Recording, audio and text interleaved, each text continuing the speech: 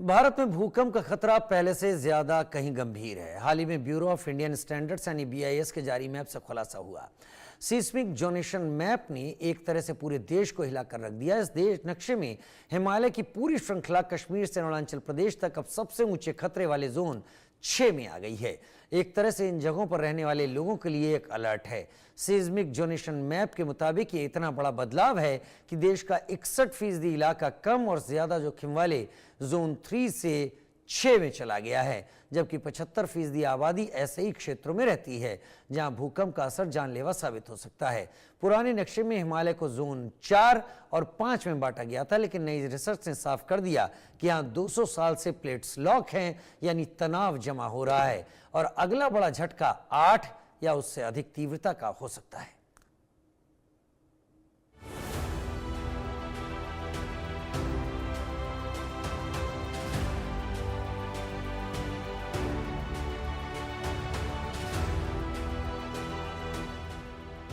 देश के नए भूकंप के नक्शे से हड़कंप। भारत पर भूकंप का अटैक। 75% आबादी की टेंशन बढ़ी। 75% आबादी रिस्क में फंसी। प्लेट्स फटने को तैयार। भारत पर भूकंप का खतरा पहले से क्यों बढ़ गया? भारत एक ऐसा देश है जहां भूकंप का खतरा हर कोने में छिपा है। भारत में भूकंप का खतरा अब पहले से कहीं ज्यादा गंभीर हो गया है। हाल ही में ब्यूरो ऑफ इंडियन स्टैंडर्ड्स यानी बीआईएस के जारी नक्शे से इसका खुलासा हुआ। इस नक्शे की कुछ तस्वीरें आपको भी डरा सकती हैं। दरअसल इस नक्शे में देश भर में भूकंप से होने वाले खतरों की जानकारी दी गई है। सिस्मिक जोनेशन नक्शे ने एक तरह से पूरे देश को हिलाकर रख दिया है। इस नक्शे में हिमालय की पूरी श्रृंखला कश्मीर से अरुणाचल तक अब सबसे ऊंचे खतरे वाले जोन वीआई में आ गई है। एक तरह से इन जगहों पर रहने वाले लोगों के लिए ये एक अलर्ट है। भूकंप के खतरे पर डरावनी रिपोर्ट सामने आई है। भूकंप का खतरा अब पहले से कहीं ज्यादा गंभीर हो गया है। 28 नवंबर को बीआईएस ने देश के भूकंप जोन मैप को बदल दिया। यह नया नक्शा IS 1893 नामक भूकंप प्रतिरोधी डिजाइन कोड का हिस्सा है। पुराने नक्शे में भूकंप के पुराने एपिसेंटर को देखते हुए जोन बनाए गए थे, लेकिन अब नक्शे को ज्यादा वैज्ञानिक तरीके से तैयार किया गया है। इसमें पूरे हिमालयी क्षेत्र को पहली बार सबसे खतरनाक जोन वीआई में डाल दिया गया है। सिस्मिक जोनेशन मैप के मुताबिक ये इतना बड़ा बदलाव है कि देश का 61% इलाका कम और ज्यादा जोखिम वाले III से VI में चला गया है, जबकि 75% आबादी ऐसे क्षेत्रों में रहती है जहां भूकंप का असर जानलेवा साबित हो सकता है। पुराने नक्शे में हिमालय को जोन 4 और 5 में बांटा गया था, लेकिन नई रिसर्च ने साफ कर दिया है कि यहाँ 200 साल से प्लेट्स लॉक हैं, यानी तनाव जमा हो रहा है। अगला बड़ा झटका 8.0 या उससे ज्यादा तीव्रता का हो सकता है। बीआईएस ने बताया कि सभी नई इमारतों में 2025 वाला नया कोड लागू किया जाए, क्योंकि अब भारत की लगभग 3/4 आबादी भूकंप प्रवण क्षेत्र में रहती है। नए नियमों में स्ट्रक्चरल और नॉन स्ट्रक्चरल दोनों तरह की सुरक्षा पर खास ध्यान दिया गया है। पहली बार यह भी नियम बनाया गया है कि किसी भी इमारत के भारी हिस्से जो उसके कुल वजन के 1% से ज्यादा हो, उन्हें मजबूती से बांधा जाए ताकि भूकंप में गिरकर चोटें ना लगे। आपको बता दें कि देश की 75% आबादी अब सक्रिय भूकंप क्षेत्रों में रहती है। दिल्ली, देहरादून और हिमालय के पास के शहरों पर सबसे ज्यादा प्रभाव पड़ेगा। यूपी के कई क्षेत्र भी अब ज्यादा जोखिम वाले क्षेत्रों में आ गए हैं। विशेषज्ञों का कहना है कि यह मैप सिर्फ जमीन के खतरे को नहीं, बल्कि ये भी देखता है कि किस इलाके में जनसंख्या कितनी है और इमारतें कितनी संवेदनशील हैं। ऐसे में यूपी समेत पूरे उत्तर भारत में भवन निर्माण के नियम पुरानी इमारतों को मजबूत करना जरूरी हो जाएगा। अब आइए हम आपको ये भी बता दें कि आने वाले भूकंप के खतरे से बचने के लिए क्या क्या उपाय किए जा सकते हैं। दरअसल भूकंप से बचने के लिए जमीन को ध्यान में रखकर स्ट्रक्चर डिजाइन करना होगा, तो वहीं साइट स्पेसिफिक रिस्पॉन्स पर काम करना होगा। इतना ही नहीं, नॉन स्ट्रक्चरल एलिमेंट्स को भी फिक्स करना होगा। नई इमारतों के लिए सख्त नियम जरूरी हो गए। इसके साथ ही पुरानी इमारतों को भी मजबूत करना आवश्यक हो गया है। पृथ्वी 4 परतों यानी लेयर से मिलकर बनी है, जिनमें inner core, outer core, metal और सबसे ऊपरी लेयर क्रस्ट है। इसी क्रस्ट में होती है टेक्टोनिक प्लेट्स, जिनके आपस में टकराने या अपनी जगह से खिसकने पर भूकंप आते हैं। 4.6 अरब साल पहले जब पृथ्वी बनी थी तो इन्हीं प्लेटों की टक्कर से ऊंचे ऊंचे पहाड़ बने। हिमालयन रेंज भी इन्हीं में से एक है, लेकिन अब भारत ने भूकंप का नया नक्शा जारी किया है, जिसमें हिमालयन रेंज की प्लेट्स 200 सालों से खिसकी तक नहीं है, यानी किसी भी समय बड़ा भूकंप आ सकता है और देश की 75% आबादी को खतरे का सामना करना पड़ सकता है, जो सबसे बड़ी चिंता की बात है। Bureau report, India news.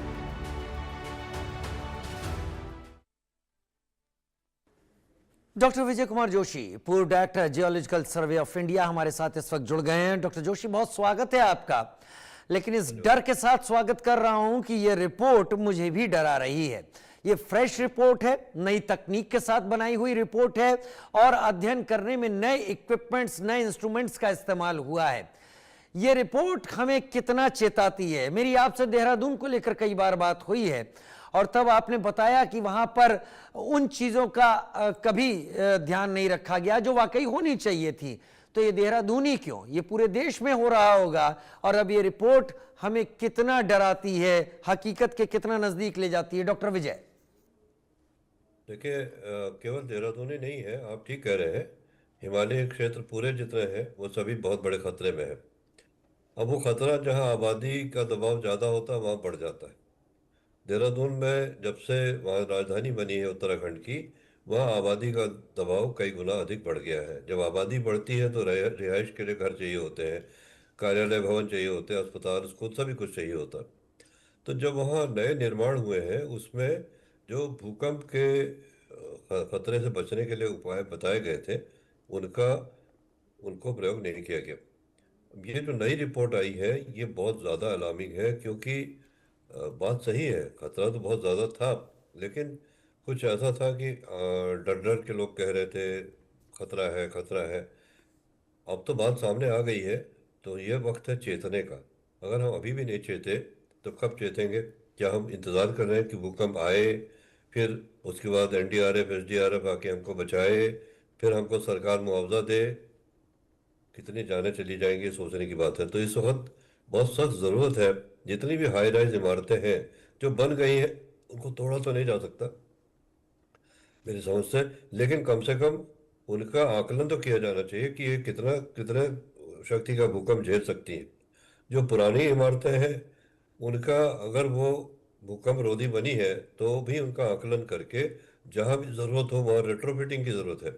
बहुत सी इमारतें, अस्पताल, स्कूल्स, ब्रिजेस ऐसे होंगे जिनको रेट्रोफिटिंग की ज़रूरत पड़ेगी, क्योंकि जहाँ लोगों का दबाव ज़्यादा होता है, स्कूल में बच्चे होते हैं, दिन के टाइम में, स्कूल के टाइम में भूकंप आ गया तो बताइए अनर्थ हो जाएगा। उसी तरह से मंदिर, मस्जिद, गुरुद्वारे जहाँ भीड़ होती है, मॉल, सिनेमा हॉल, जहाँ भी भीड़ होती है, उन सब जगहों का बहुत ज़रूरी है भूकंप के लिए एक ये क्या कहते हैं, भूकंप के वास्ते कितना भूकंप ये झेल सकती है, कितने शक्ति का भूकंप ये झेल सकती है।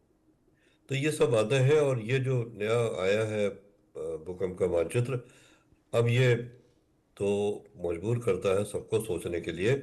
इसमें सरकार को भी चाहिए, जो भवन निर्माण में जो लोग लगे हैं उनको भी चाहिए, कम से कम अपने अपने भवनों की तो सुरक्षा का इंतजाम कर दें। जो निर्माण जो उनके भवन निर्मित हो निर्माण में है इस समय, वहाँ कम से कम पूरा इंतजाम कर लें, देख लें कि उनकी क्या सही बने हैं कि नहीं बने हैं। तो ये सब सोचने की बातें हैं, इस पर एक्शन होना ज़रूरी है, बहुत ज़रूरी है। वाकई, लेकिन लेकिन जो इस रिपोर्ट ने एक जो ग्रेडिंग होती है, उस ग्रेडिंग में पहली बार 6 जोन को भी कंसिडर किया है। जो 4th और 5th जोन की बात होती थी, अब 6 जोन तक हिमालयन रीजन को ले गए हैं। इससे हम समझें क्या, ये 6ठा जोन कितना खतरनाक भूकंप ला सकता है? ऐसा है, ये ग्रेडिंग तो हर समय डेटा कलेक्ट होता रहता है भूकंप का। कई सेंटर बन गए हैं भूकंप के, पहले नहीं थे इतने सेंटर, अब बहुत जगह डेटा कलेक्ट होता है। वो हर समय राउंड द क्लॉक 24 घंटे कलेक्ट होता रहता है। उस डेटा की जब एनालिसिस की जाती है तब पता चलता है कि जो जोन 5 में जिस एरिया को रखा था वो अब जोन 5 से कहीं अधिक खतरनाक हो गया है, जोन 6 में चला गया है। यानी कि जहाँ भूकंप का खतरा 1 था, वहाँ भूकंप का खतरा अब 10 हो गया, यूँ समझिए, बहुत ज़्यादा हो गया है। तो ऐसे में तो अब खतरा तो है, लेकिन खतरा है कहने से तो खतरा टल नहीं जाएगा ना। ये देखना है कि हमारी इमारतें कितनी सुरक्षित हैं, कितनी नहीं सुरक्षित है, और भूकंप की स्थिति में हम क्या कर सकते हैं, बचाव कैसे कर सकते हैं। क्या हमारे पास लोगों को इवैक्यूएट करने के लिए उपाय हैं? क्या ऐसी सड़कें हैं जहां भारी मशीनरी जा सके लोगों को इवैक्यूएट करने के लिए? क्या हमारे पास ऐसे ब्रिजेस हैं जिन पर जो कि भूकंप से बचे रहेंगे? दूसरे हिमालय क्षेत्र में एक और बड़ी समस्या है, वहां पर भूकंप आने से लैंडस्लाइड आ जाते हैं, और जब लैंडस्लाइड हो जाते हैं तो वो अलग मतलब दोहरी मार हो जाती है। फिर अगर कहीं लैंडस्लाइड नदी के ऊपर आ गया तो नदी ब्लॉक हो गई, झील बन गई, और जब वो झील फटती है तो बाढ़ का खतरा। तो ये एक एक ही खतरा नहीं है केवल। आप सोचिए कि जोन 6 कह देने से ऐसा नहीं कि 6 है बात खत्म हो गई। ये तो मल्टीपल खतरे हैं, एक से एक जुड़े हुए आपस में हैं। तो इन सब चीज़ों का अवलोकन होना ज़रूरी है, बहुत ज़रूरी है, और मुझे पूरी उम्मीद है कि सरकार में बैठे लोग इस बात को ज़रूर इस पर मंथन कर रहे होंगे। नहीं, अगर अब भी नहीं चेते तो फिर कब चेतेंगे, जब ये रिपोर्ट सामने आ चुकी है। लेकिन सर, जो ये रिपोर्ट इशारा दे रही है कि पिछले 200 सालों से इस रीजन में प्लेट्स में एक्टिविटी नहीं हुई है, यानी प्रेशर माउंट हो रहा होगा। जो एक्सपेक्टेड पहले रिपोर्ट्स आती थी कि हर ईयर इतने मिलीमीटर वो प्लेट खिसकती जरूर है, लेकिन अगर एक्टिविटी नहीं है तो प्रेशर कहां माउंट हुआ, और अगर माउंट हुआ तो वो निकलेगा तो कितनी पावर से निकल सकता है। क्या कोई रिसर्च आपने इस पर की हुई है? देखिए, ये कहना तो बहुत मुश्किल है। सवाल इस बात का है कि जो हमारी इंडियन प्लेट है वो तिब्बतन प्लेट के अंदर धंस रही है, औसतन 5 सेंटीमीटर प्रति वर्ष की दर से, क्योंकि कहते हैं कि 5 से 15 सेंटीमीटर वो धंस तो रही है। लेकिन उसके मुकाबले में भूकंप 1905 में आया था, कांगड़ा अर्थक्वेक। उसके बाद से उतना बड़ा अर्थक्वेक नहीं आया, और उसके पहले जो भूकंप आए थे वैसे भूकंप तो अभी आए नहीं। अब भूकंप कितना बड़ा आए या ना आए, इस समय तो मुसीबत यह है कि इतना ज़्यादा आबादी का दबाव है और इतना गलत सड़क कंस्ट्रक्शन हुआ है कि भूकंप की स्थिति में तो प्रलय हो जाएगा। तो मेरे को नहीं समझ में आ रहा है कि किस तरह से हिमालय क्षेत्र के लोग अपने आप को बचाएंगे। देखिए, एक छोटा सा उदाहरण देता हूँ। नॉर्थ ईस्ट जो है वहाँ बांस बहुत पाया जाता है, वहाँ पुराने मकान सब बांस के हुआ करते थे, क्योंकि वहाँ रोज भूकंप आते हैं। कोई खास नुकसान नहीं हुआ, मकान टूटा नहीं, मकान नहीं टूटा तो लोग नहीं मरते, भूकंप से कोई नहीं मरता, मरते जो है मकान के नीचे दबने से। अब शिलोंग में इतने ज्यादा मल्टी स्टोरेज मकान बन गए हैं, वो एक सेंटर बन गया है, कोटा के बाद दूसरा कोचिंग सेंटर बन गया है शिलोंग, जहां पर कि इतने मकान बन गए मल्टी स्टोरेज। और वो कैसे भूकंप से बचाएंगे अपने आप को, ये तो ईश्वर ही जानता है। उसी तरह से जो हमारे पहाड़ी मतलब उत्तराखंड के इलाके हैं या हिमाचल के इलाके हैं, जहाँ की टूरिस्ट बहुत जाते हैं, जहाँ के तीर्थ यात्री बहुत जाते हैं, दबाव आबादी का बहुत कई गुना ज़्यादा हो गया पहले से। वहाँ हजारों मकान बन गए हैं, कैसे वो मकान रुकेंगे ऐसे भूकंप की स्थिति में, ये तो भगवान ही जानता है। लेकिन भगवान जानता हो, हम तो ये जानते हैं कि ये रिपोर्ट क्या कह रही है। इस रिपोर्ट के मुताबिक क्या किए जाने की अब जरूरत सबसे ज्यादा है। हमें पता चल गया है कि स्ट्रेस है, हमें पता चल गया है डेवलप हो सकता है, हमें यह भी पता है कि हमारी मेजॉरिटी जो पॉपुलेशन है वो ऐसे खतरनाक जोन में ही रह रही है, और वो पॉपुलेशन दुनिया की सबसे बड़ी पॉपुलेशन है। तो अब करना क्या चाहिए doctor Vijay Kumar, farmer director geological survey of India, आपको क्या लगता है क्या स्टेप्स होने चाहिए? करना यह है कि जितने भी multi storeyed high rise buildings बनी है ऐसे क्षेत्रों में, सबका स्ट्रक्चरल एनालिसिस होना चाहिए, सबका आकलन किया जाना चाहिए कि क्या ये भूकंप रोधी है कि नहीं है, और भूकंप रोधी है तो कितना कंपन ये झेल सकती है, वो सबका आकलन होना ज़रूरी है। और जो बिल्डिंग कमज़ोर है, ख़तरनाक है, वहाँ के लोगों को वार्निंग दी जाए। उसके अलावा बिल्डिंग के मालिकों को बिल्डिंग्स का रेट्रोफिटिंग करना पड़ेगा। अगर नहीं किया ऐसा, और जो खासतौर से बहुत सी बिल्डिंग जर्जर है, पुरानी बिल्डिंग है, वो भी मल्टी स्टोरेड है लेकिन जर्जर अवस्था में है। जो बहुत पुरानी बिल्डिंग है, मेरा अपना खुद का मकान जो है वो 200 साल से अधिक पुराना है, वहाँ कई भूकंप उसने झेले हैं, कभी कुछ नहीं हुआ, क्योंकि वो बनाया स्ट्रक्चर, उसका आर्किटेक्चर ऐसा है कि भूकंप से उसको आसानी से असर नहीं पड़ेगा। लेकिन जो नया आर्किटेक्चर हमने वहाँ पर, यहाँ का आर्किटेक्चर, मैदानी क्षेत्र का आर्किटेक्चर हमने वहाँ जाके लागू कर दिया है, वो हमने गलत किया है। अगर हम पुराने उस पर चलते रहते तो हमें खतरा कम हो जाता। वाकई जगह, परिस्थिति, काल, ये कई चीजें तय करती हैं कि आर्कियोलॉजी या फिर जो मकान का निर्माण का जो तकनीक है वो किस तरीके से होनी चाहिए, कहीं बहुत उसको हमने लांघा है और इसीलिए आज शायद बहुत परेशानियों में। डॉक्टर विजय कुमार जोशी, बहुत धन्यवाद समय निकालने के लिए, हमारे साथ जुड़ने के लिए, इस खास मुद्दे पर चर्चा करने के लिए। एक छोटे से ब्रेक की तरफ आगे बढ़ रहे हैं।